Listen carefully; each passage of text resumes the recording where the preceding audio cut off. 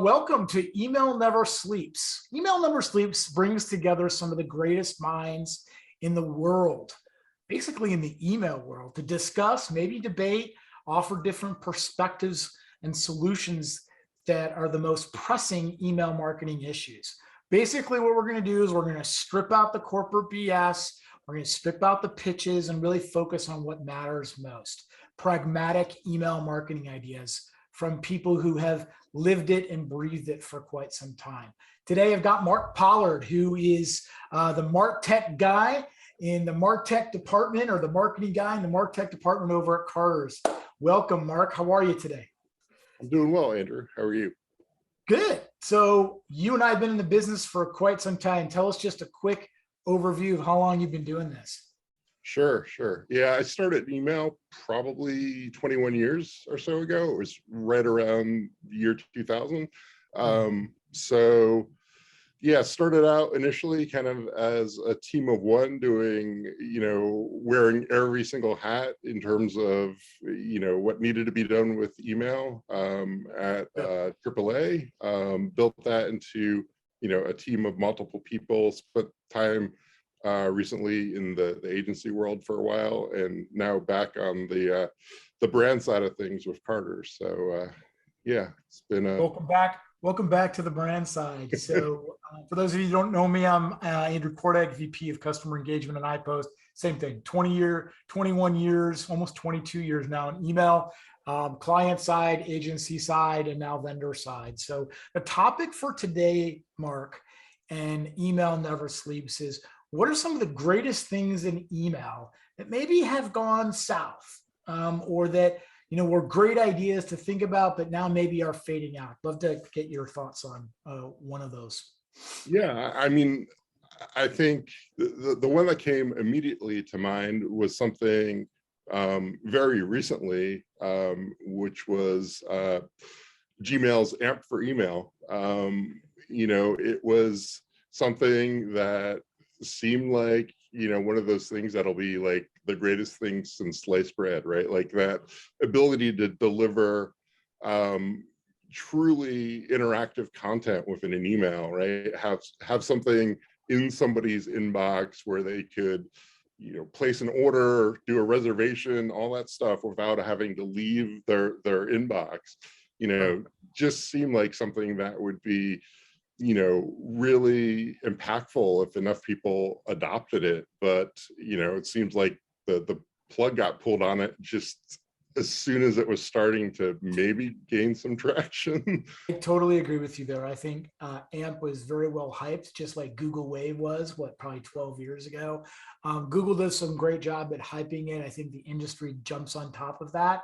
And it's a great sort of thinking about how you can interact with email, but I still think it's you're right, it's kind of gone south, or I don't think the adoption rate or anything is gonna go with it, but a lot of people love to talk about it. So I'm gonna agree with you there. My one of my topics, I think that, or one of the things that kind of has been hyped up or talked a lot about or seemed great, but really has kind of gone south in the last few years, is the word AI, artificial intelligence, and all the different things that kind of go along with it.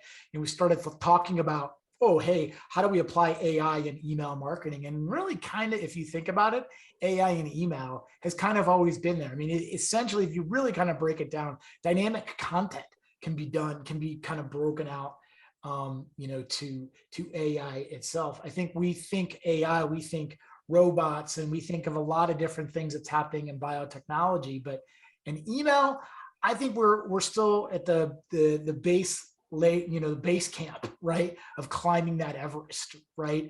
AI is at the top, but I don't see a lot of chatter about it anymore, partly because I think it's kind of done its course. And it doesn't mean it's not going to come back, but I think AI is definitely another one. What do you think, Mark? Do you think? Yeah, I mean, I don't know that I fully agree there, but okay. I think there have been some elements of AI that have been really pushed that may not have worked out as well as the hype built up around it.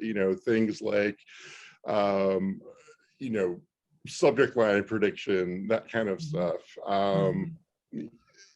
I mean, talking about AI from the facet of, you know, true automation, right? Where you've got some algorithm that's picking the right content at the right time, and it's completely hands off, right? Like, Yeah.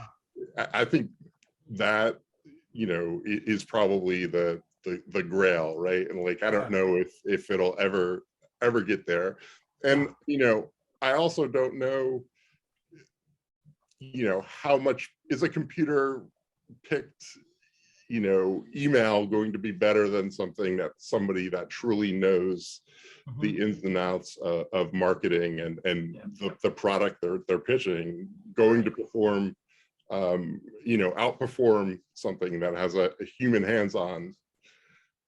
Well, maybe you and I who've been in the business for so long, maybe it'll outlive us. Maybe the next generation will take over and do this whole new thing that maybe we can't even fathom. I'm looking forward to it, but I still think that when I hear, hey, can you turn on AI, right? That's like the fundamental understanding of what it can actually do. Right. I still think is very confusing. What else? You got anything else? Anything else that went south? Somebody good idea? To touch on the AI just a little bit more, I mean, you know, one of the cool things that I've seen recently, just kind of in a very base level, you know, kind of proof of concept prototype, is something where you could do SQL queries just through natural language, right? So you could type in a statement of, this is what I'm looking to do, and the AI would be able to interpret that and, you know, kind of spit out a SQL, you know, query based on that. And you know, I think stuff like that probably has a lot of practical implication down the road. If you can get to a point where, you know, you truly allow your kind of marketer that's going into a platform, doesn't know SQL, but wants to do that kind of more advanced deep dive into the data that they have, you know, to do that kind of stuff through just, you know, natural language, right? Well, maybe you're turning the tides for me. I don't really know, but the question is that if you have natural language writing these SQL queries for you, does that potentially make you an aging dinosaur? Like, do we need architects? Right. With you guys anymore? Or right. Well, I mean, you know, I mean, that's always been the thing in digital marketing, right? It's like, you know, how much can I automate before I make myself irrelevant? And right. But you know, I found, you know, there's always another hill to climb, right? Like, you know, so, but well, yeah, I'm not too worried about that. If I can hold on for another 10 years, I'll be good. Yeah, exactly. I've got one more, and I might make some people upset if they eventually listen to this. But I think something that was has been long talked about, but I've never really seen long-term case studies on, is STO. And for those of you that don't know what STO is it's, what is it, Mark? STO. Send time optimization. Send time optimization, basically looking at people's engagement over a period of time, opens, clicks, conversions, engagements. And a lot of companies have built in STO inside their tools, and there's third-party tools as a result of that. I think, you know, now with MPP and, you know, all this sort of stuff, a lot of people were relying on opens as a part of STO. And we've heard a lot about that in iOS 15, but ultimately, I don't think, you know, I think with the changing behaviors of people reading emails at all different times of days and times and where they're at, I think STO was a great idea 10, 11, 12 years ago. But I don't necessarily know if it's going to be used for a long-term, you know, engagement or long-term success in email. Yeah, I think I'd have to agree with you on that one. Okay. You know, I think that moving away from basing that really more on opens, obviously, is going to be something critical at this point, just because open rates are now skewed even more than they've ever been. You know, that aspect of truly looking at when someone's interacting with an email and taking that through that entire funnel, right?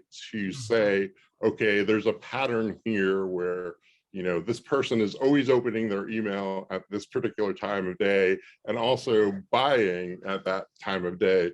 You know, I think there's some relevance there, but the rest of it, I think you're probably the noise to signal ratio or signal to noise ratio is weighing heavily towards the noise on that kind of stuff. And I think I don't know, it's like anything else, you need to be really careful and you know, make sure that you're measuring it the right way, right? Just don't assume that this tool knows more than you do.